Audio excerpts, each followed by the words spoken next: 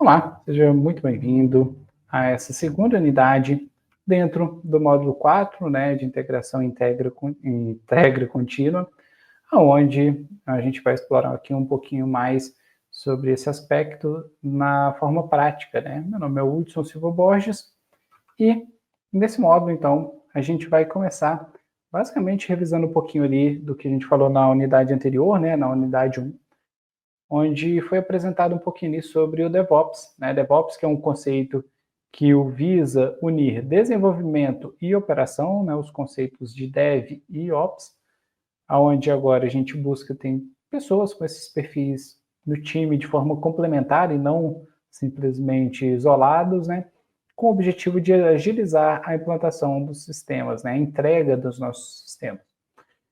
Então, o CI de integração contínua, CD, né, de entrega contínua, são processos que permitem, então, automação e monitoramento do ciclo de vida. A ideia é justamente essa, né? Automatizar todas as atividades, todos os processos passíveis de automação, né, que agreguem valor ao desenvolvimento. Além disso, também incorporando ali aspectos de monitoramento para que a gente consiga ali ter maior agilidade em entregas mais consistentes, né? Bom, a ideia dessa unidade é trazer um pouco mais da discussão de como que a gente consegue implantar CI/CD. Então, você, dentro dessa disciplina, está no papel de um desenvolvedor, né, até mesmo assumindo outros papéis, né? Se você está trabalhando com outros colegas, tem uma equipe de desenvolvimento, a ideia é, dessa unidade específica, discutir um pouco mais sobre como que a gente consegue implantar. Não somente no contexto dessa disciplina, tá bom? Mas muitas das discussões que nós estaremos tendo nessa unidade também podem se estender ali na vida profissional de vocês, né? Que estão acompanhando essa unidade e vão adotar dessas práticas também. Então, em times com desenvolvedores com pouca experiência, como é possivelmente o caso de você que está me ouvindo, né, me vendo, a implantação dessas práticas pode ser desafiadora. Então, eu diria que implantar práticas de CI/CD podem trazer diversos benefícios, né, mas tem seus desafios de fato, assim como eu já adiantei inicialmente. O objetivo aqui é a apresentação e discussão de dicas e tecnologias, tá? Que podem apoiar a implantação de CI/CD no projeto integrador a ser desenvolvido. Então, o objetivo principal é na integração dessas práticas no projeto que está sendo desenvolvido. Bom, aquela discussão clássica, né? Ok, como que a gente pode começar? Como eu posso começar a utilizar dessas práticas, né? A primeira dica é com pequenas automações, assim como nós discutimos no final da primeira unidade, o começar com pequenas automações tem diversos benefícios, né? E a gente pode seguir um conjunto de passos ali bastante simples e bastante direto para que a gente consiga realizar essa implantação, né, desses processos. Primeiro, a primeira dica é identificar processos que são passíveis de automação, ou seja, quais processos, quais atividades eu tenho aqui dentro do meu projeto que é fácil de automatizar, ou relativamente fácil de ser automatizado. E não somente fácil, né? Principalmente aqueles que são passíveis. Eventualmente, a gente pode ter alguma atividade que nem é tão simples assim de automação, mas que futuramente pode agregar um grande valor. Então, pensando novamente, né, naquelas grandes atividades. Por exemplo, a atividade de construção do software que estamos desenvolvendo. Bom, se você usa uma linguagem que é compilada como o próprio Java, né? Se você precisa fazer um processo de construção através da compilação ou até mesmo transpilação, dependendo da linguagem, isso precisa ser bastante simples. Então, se você está na sua IDE, o que você faz é tipicamente apertar um botão, acessar um menu e apertar um botão, e a própria IDE faz isso.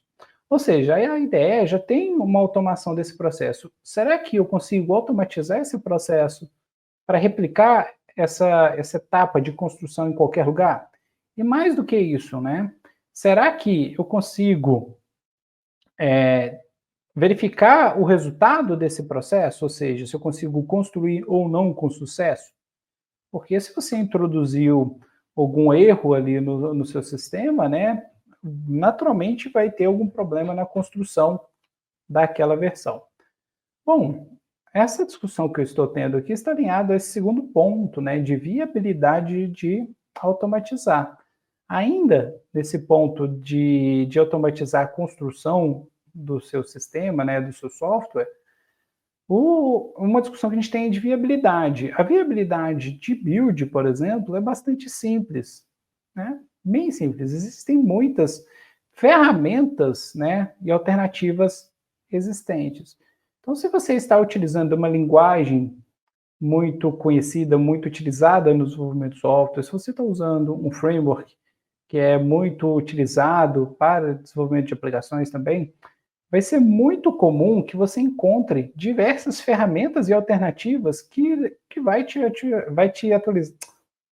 apoiar nesse processo, né, de automação. E, por fim, então, se você identificou essas atividades, viu que é viável, achou algumas ferramentas, né, que vão te dar o apoio, simplesmente começa a automatizar por meio da criação de scripts, né, que façam a verificação dessa atividade. Eu vou trazer um exemplo aqui para que a gente possa discutir, né? Anteriormente eu fiz um raciocínio bem breve em relação à construção, mas outra atividade que é muito comum é, por exemplo, na conformidade de código, né? O que é conformidade de código?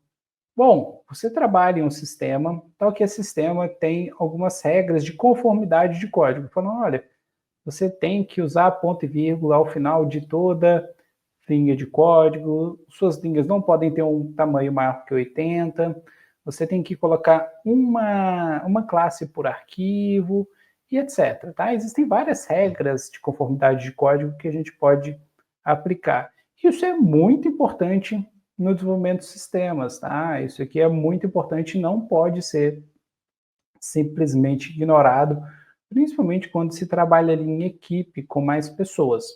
Então, esse processo de conformidade de código, né, seguindo aqui o nosso slide, refere-se ao processo de definir e aplicar padrões pré-definidos, né, ou seja, são padrões ali pré-definidos por pessoas com capacidade e responsabilidade para tal que elas visam sempre garantir a qualidade, né, manter um estilo comum, aplicar boas práticas, entre outros objetivos, né? Tudo isso aqui com foco na qualidade do código que está sendo produzido. Esses padrões permitem melhorar a manutenção e facilitam a colaboração, garantindo um código padronizado. Isso aqui é muito importante, principalmente quando a gente trabalha em equipes, tá? E eu posso trazer aqui mais um exemplo, mais uma menção prática de conformidade de código, é que, por exemplo, hoje em dia, nós temos até padrões comuns de grandes empresas que são frequentemente utilizadas, né? Então, se você buscar ali por referências a conformidade de código para as diferentes linguagens, você vai encontrar, por exemplo, padrão do Google, né? O Google tem um conjunto ali que a gente chama de guidelines ou diretrizes com orientações de como escrever códigos manuteníveis, né? Com boa manutenção. Então, existem padrões ali da Google que são muito famosos, Airbnb, e até para essas diversas grandes empresas grandes, você acaba encontrando ali referências a modelos de conformidade que você pode pegar e replicar. Eu, particularmente, sempre utilizo, né, um padrão bastante conhecido e que esteja alinhado com os objetivos do projeto que eu estou desenvolvendo. Bom, mas a grande pergunta, como que eu posso garantir essa conformidade? Quem que deve garantir, né? Será que sou eu, ao desenvolver o código? Será que é o meu revisor que vai fazer a revisão do meu código que deve fazer essa garantia? Será que é um agente autônomo, né? Lembrando que dentro dessa discussão aqui a gente está buscando automatizar, né, todas essas tarefas. Então, como que eu poderia automatizar essa tarefa de verificar a conformidade de código? Bom, o primeiro passo, né, que a gente pode pensar é o seguinte: é uma atividade bastante comum, ela é passível de automação, logo é possível que existam sim diversas ferramentas, né, para me apoiar nesse processo.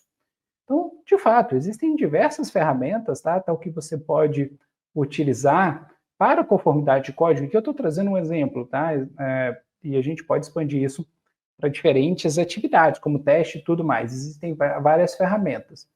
Tal que você vai começar olhando, poxa, que linguagem eu estou utilizando? É Java? É Python? É JavaScript? É C++? Qual linguagem que é? Qual framework? Dentro dessa comunidade de Java, Python ou a linguagem que você está utilizando, quais são as ferramentas que nos apoiam nesse processo? Então, eu trouxe alguns exemplos aqui para você, né? Dentro da comunidade Java, existe o Checkstyle, né? Checkstyle, como o próprio nome sugere aqui, sugere, ele visa ali verificar a conformidade do estilo da escrita de código com alguns padrões pré-definidos ou até mesmo que você pode customizar, né? Então, com o Checkstyle, você tem uma ferramenta que pode ser, por exemplo, facilmente integrado no seu editor de código preferido, no seu ambiente de desenvolvimento preferido, então que ele vai te auxiliar na checagem dos estilos, né? Outra ferramenta, SonarQube. SonarQube é uma ferramenta muito grande que, inclusive, aborda outros aspectos de qualidade, também podendo fazer execução de testes, testes de segurança, inclusive, tá? E ele disponibiliza relatórios bem interessantes, né? Ele automatiza esse processo de verificação a partir ali dos scripts existentes no seu projeto, né? Dentro da comunidade Python, nós temos o Flake 8, o PyLint, né? Que são ferramentas que nos ajudam também nessas atividades que foram mencionadas. Dentro da comunidade JavaScript e TypeScript, tem o SLint para fazer a verificação ali da construção, Prettier para formatação. E dentro de cada linguagem, você vai encontrar ali ferramentas que vão te apoiar na verificação. Então, você tem ali, muito possivelmente, um conjunto bem grande, até alternativas, tá? De ferramentas que vão te ajudar na análise de conformidade de código. Ou seja, o primeiro passo, né? Naturalmente ali você identificou ali a sua necessidade, que é a conformidade de código, e agora você quer automatizar essa verificação. Então você tem ferramentas para verificar, fazer a verificação desse código.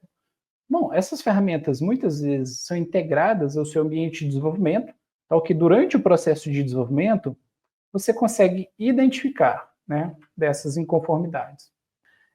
Aqui, por exemplo, eu trago um exemplo do próprio SonarQube, né, em sua versão web, que é o chamado Sonar Cloud, que é uma ferramenta ali com acesso gratuito para muitas atividades, né?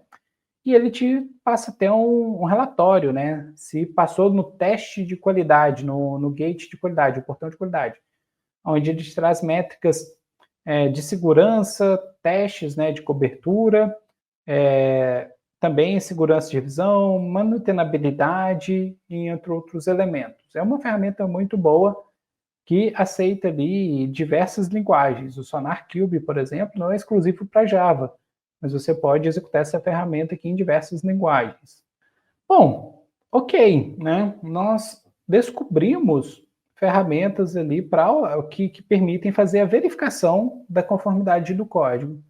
Mas como que a gente pode automatizar a execução dessa verificação? Esse é um próximo passo, né?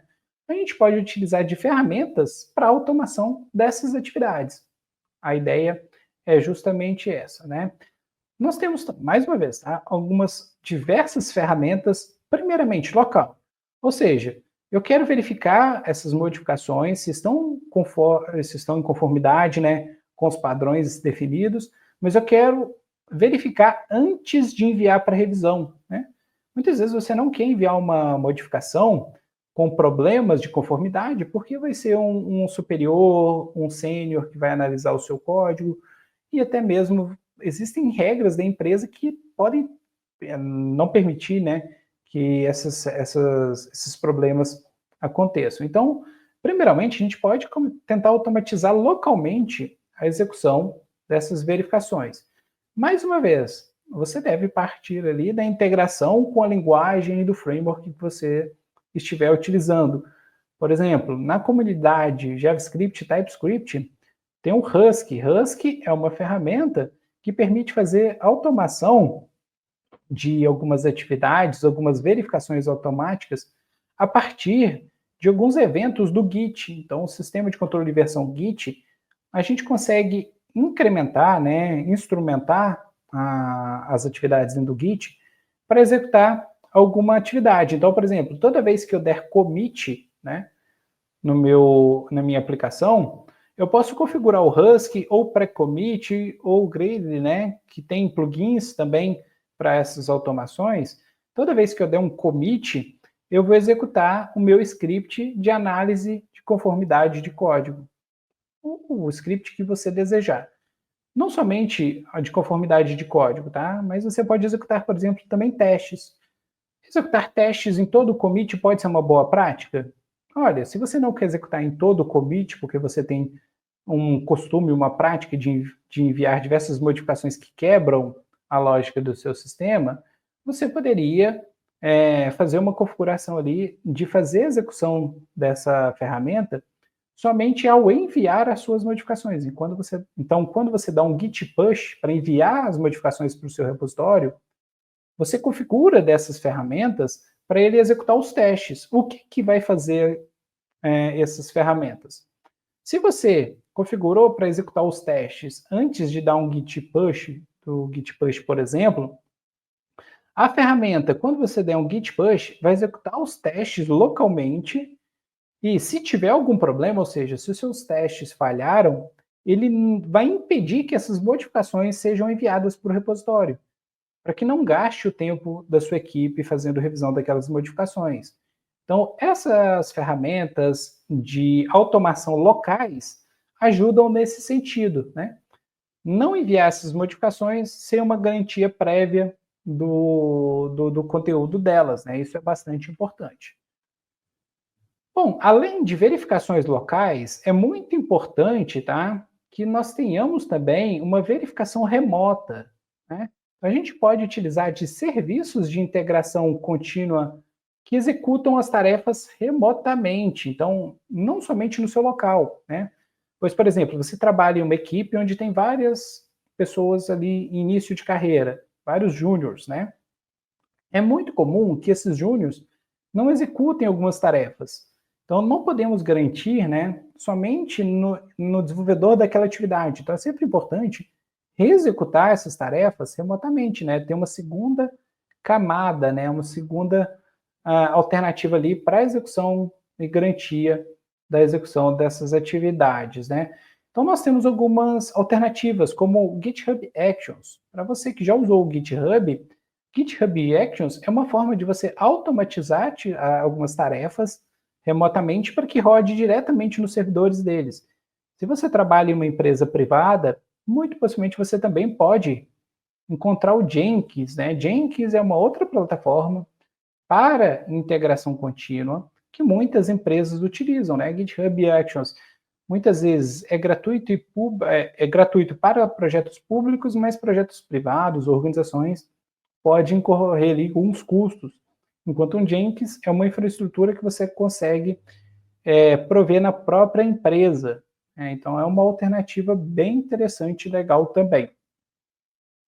Eu vou trazer aqui um exemplo, né, do GitHub Actions, né? O GitHub Actions, a gente configura a partir do GitHub Workflow. O Workflow é um arquivo que você cria, né, e coloca no seu repositório, e eu vou deixar junto a esse material algumas referências para esse tipo de configuração também, tá? Então, aqui, para a configuração do GitHub Workflow, você configura um arquivo e salva no seu projeto, e ele vai preparar todo o ambiente de integração do GitHub para executar algumas tarefas. Então, a gente cria um arquivo, tá? E dá um nome para ele. Então, você dá um nome, por exemplo, de CI, né? E você fala, olha, essas atividades vão ser executadas quando? Por exemplo, quando o usuário der um push, né? Quando o usuário dá um push para o seu repositório, enviar as modificações, ele vai executar as tarefas definidas em jobs. Mas voltando um pouquinho aqui, nós podemos, inclusive, definir as branches, né? Por exemplo, você pode definir que essas atividades serão executadas somente na branch main, ou incluir outras branches que sejam relevantes, né, para o seu projeto. Né? Isso para push. Você pode definir atividades que vão executar em pull requests. Então, quando você faz um pull request para um repositório, alguém do seu time, ele vai executar esses jobs, né, que eu vou trazer aqui daqui a pouco, através somente da main. E também pode ser através de workflow dispatch. E dispatch é basicamente você ter um botão lá na própria interface do GitHub que você consegue disparar manualmente. Então, naturalmente, tá? Você está configurando aqui a automação e permitindo que seja executado em diferentes passos, né? E dentro de jobs, né, que são de fato as atividades que serão executadas, você consegue criar diferentes jobs, ou seja, diferentes trabalhos que serão executados. Por exemplo, nessa configuração de CI, né, a gente está definindo aqui a tarefa de teste, ou seja, estou integrando as atividades de teste no meu repositório do GitHub. Nesse arquivo, tá, nós devemos indicar um ambiente que é executado, como, por exemplo, o Ubuntu Latest, que é a última versão do Ubuntu disponível. Isso aqui é só um exemplo, mas existem diferentes imagens que podem ser utilizadas, e para isso você deve estar atento à documentação da plataforma que você estiver utilizando, tá? Que é um exemplo do GitHub Actions, mas dependendo da plataforma vai ter uma sintaxe própria, naturalmente, né? E você define também quais são os passos, né? Ou seja, para você automatizar uma tarefa, você deve fazer um passo a passo, né? O que deve ser feito em seguida para que a gente atinja esse objetivo? Primeiro, a gente usa o GitHub, o Actions Checkout.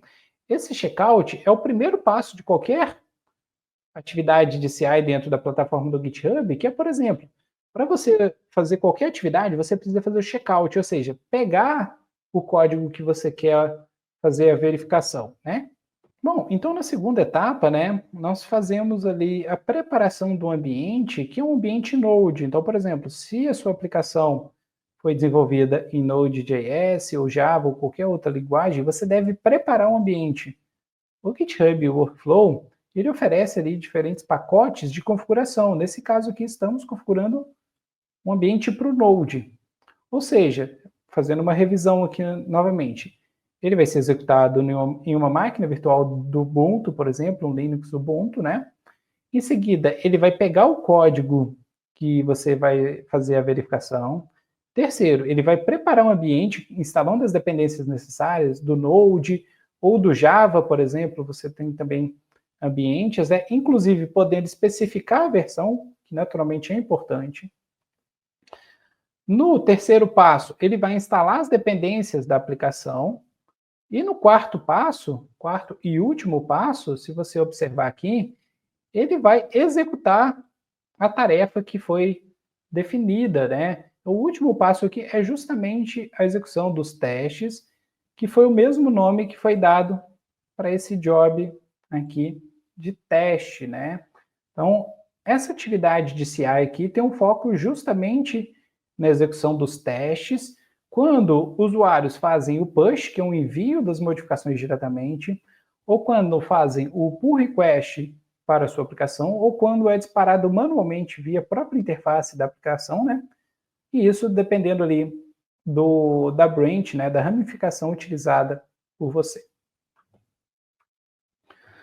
Bom, ao integrar nessas atividades, por exemplo, quando você faz um pull request, que é uma das condições que eu disse anteriormente para você, ele pode fazer as verificações, né, necessárias. Então, ele vai executar lá no GitHub as verificações. Então, se você fez uma pull request, ele vai fazer, por exemplo, o teste, né, quando você faz o push, ou um pull request, né? Que eu tenho dois exemplos aqui, são conflitantes, mas só para trazer essas situações, né? Onde se a atividade foi executada com sucesso, sem erros, vai ficar um símbolozinho verde.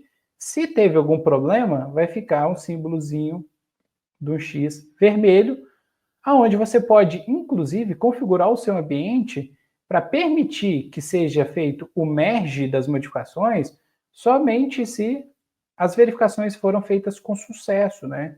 Ou seja, é possível preparar todo o nosso ambiente voltado ali na integração dessas atividades, com foco na qualidade, né? Dando sequência aqui às possibilidades, né, dessa integração, nós podemos expandir as atividades do workflow, daquele mesmo projeto que foi apresentado para você, né, daquele mesmo exemplo, adicionando, por exemplo, a possibilidade de você fazer um envio do relatório de cobertura para algum serviço externo. Então, nos módulos anteriores, nós vimos ali como desenvolver testes automatizados e como gerar relatórios de cobertura. Então, é possível também, por exemplo, nesse servidor remoto, fazer o upload, o envio desse relatório para algum serviço, né?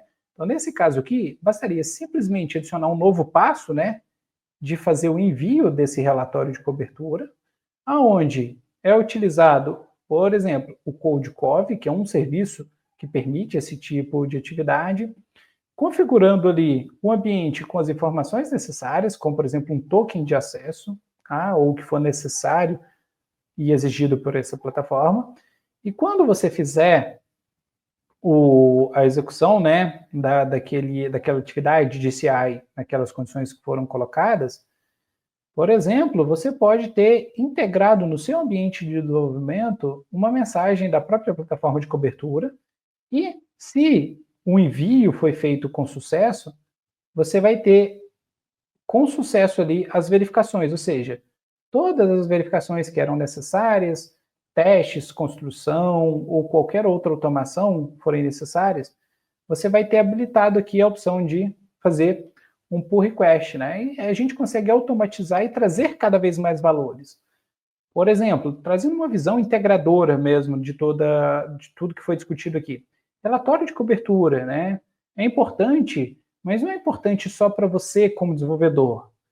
Naturalmente, pode ter uma equipe de qualidade na sua empresa, você pode querer compartilhar esse relatório com outras pessoas, inclusive, né, se alguém vai fazer a revisão do seu código, ele pode acessar esse relatório remoto ao invés de executar localmente, né? Então, existem várias vantagens, né? E aqui eu estou trazendo aqui uma perspectiva de integração de atividades que foram abordadas aqui com você ao longo dessa disciplina.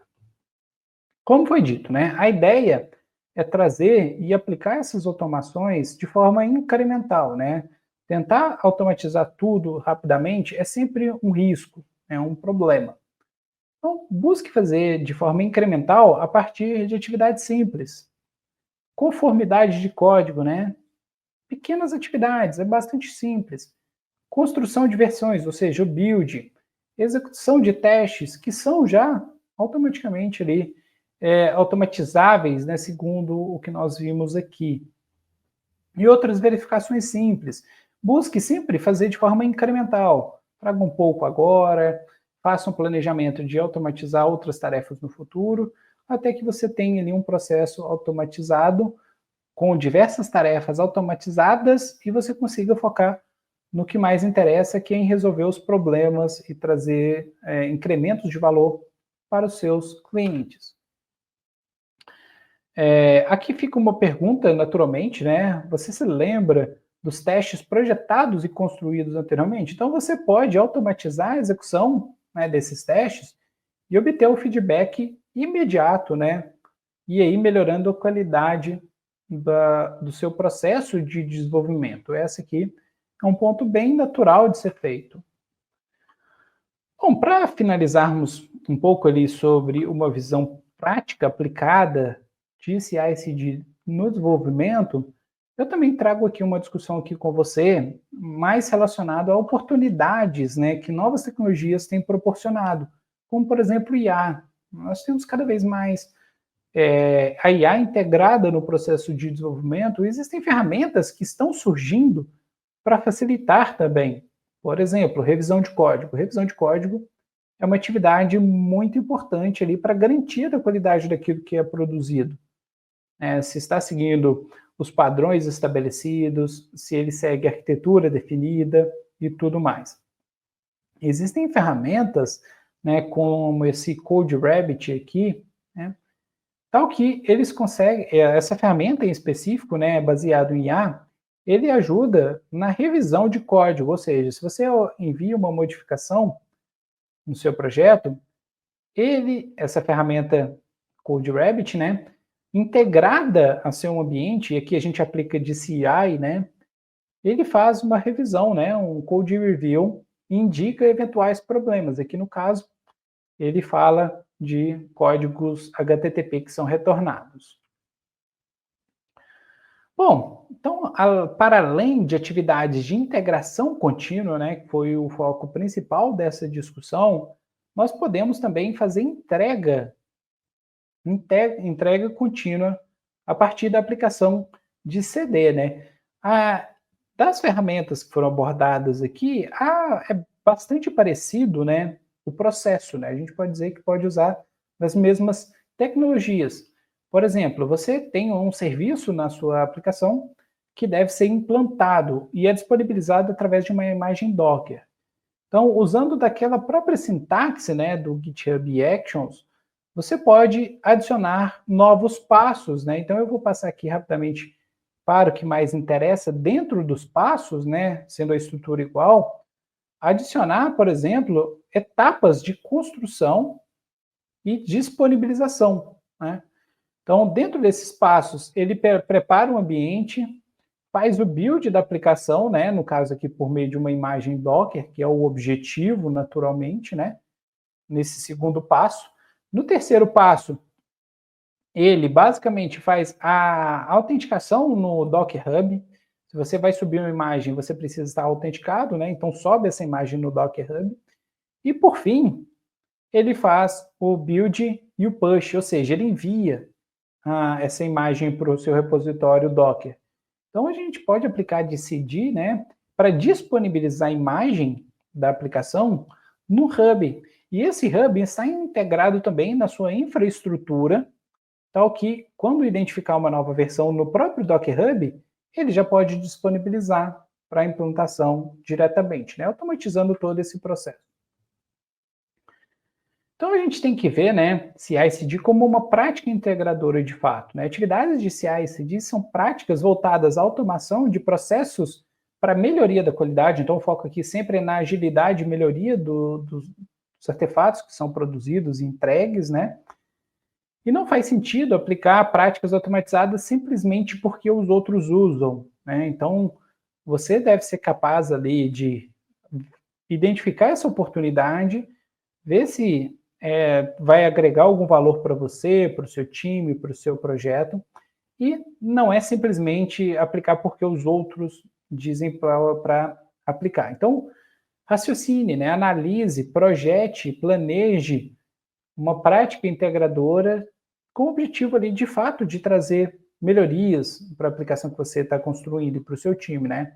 Busque cultivar uma cultura integradora, tá? Esse é um ponto importante também, para ter essa visão de mais longo prazo e também bastante efetiva, né? Bom, então, para a gente concluir essa unidade, falando um pouco aqui sobre a atividade de checkout que está disponível, você deverá criar um plano de integração de CI/CD. Então, observe aqui que eu não estou pedindo, não estamos pedindo para que você automatize tarefas, né? Mas que você deva criar um plano de integração. E por fazer um planejamento, você deve ter uma visão bem a longo prazo, focado ali nos benefícios que esse plano e essas atividades vão trazer para o projeto que está em desenvolvimento. Ou seja, mais do que simplesmente selecionar ferramentas, que é um dos passos dentro desse plano, você deve ter uma visão crítica, né, sobre os benefícios, mas também os desafios que estão ali envolvidos para a aplicação de CI/CD no desenvolvimento da aplicação que você está trabalhando, né? Descreva claramente os processos que serão automatizados, então não necessariamente você deve querer e buscar automatizar tudo que existe dentro do desenvolvimento do seu projeto, mas você deve ter uma visão crítica do que deve ser, o que será automatizado e o que não, né? Destacando ali objetivos e benefícios esperados com essa ação. Reflita também sobre os desafios e impactos esperados na aplicação do processo, né? Você, como um profissional que ainda está em formação, por exemplo, pode ser um dos desafios, né? E quais seriam os impactos dessa característica no seu projeto, ou até mesmo na quantidade de pessoas envolvidas, se você está fazendo sozinho ou em equipe com mais pessoas. Algumas dicas nessa atividade, né? Para além da automação, né, das atividades, reflita, pense sobre o impacto de como essas atividades poderão contribuir para esse seu projeto. Busque usar ferramentas e plataformas conhecidas. Existem muitas ferramentas conhecidas com amplo suporte. Busque fazer uso dessas ferramentas, né? Você vai ver que vai facilitar bastante o processo. As referências são as mesmas, né? Principalmente ali Engenharia de Software Moderna e Jornada DevOps, assim como as referências do GitHub que apoiaram bastante o desenvolvimento dessa unidade. Mas é isso. Agradeço a sua atenção e até mais.